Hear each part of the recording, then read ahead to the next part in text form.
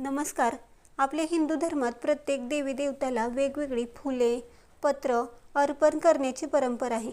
योग्य पद्धतीने पूजा केली तर देवाची कृपा लवकरच आपल्याला प्राप्त होते असे मानतात. भगवान शंकरांना पूजा करताना कोणती फुले अर्पण करावीत, कोणती फुले अर्पण करू नयेत हे जाणून घेणे महत्त्वाचे आहे. शिवशंकरांना काही फुले अतिशय प्रिय असतात तर काही फुले शिवलिंगावर अर्पण करू नयेत.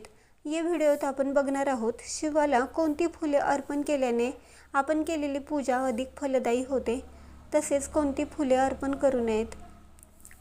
तर धोत्र्याचे फूल हे महादेवांना अत्यंत प्रिय आहे. तसेच आकडा, रुईचे फूल देखील देवपूजेमध्ये वापरले जाते, त्या फुलांना देखील अधिक महत्त्व आहे. कण्हेरीचे फूल हे भगवान शिवाला पूजेत अर्पण करण्यासाठी शुभ मानले जाते. कमळाचे फूल देखील काही ठिकाणी पवित्रतेचे प्रतीक असल्यामुळे अर्पण केले जाते. चाफ्याची फुले काही ठिकाणी देवपूजेत वापरली जातात. बेलपत्र हे भगवान शंकरांना अतिशय प्रिय मानले जाते, त्यामुळे अगदी कोणतीही पूजा असतो त्यावेळेला बेलपत्र नसेल तर ही पूजा अपूर्ण असते.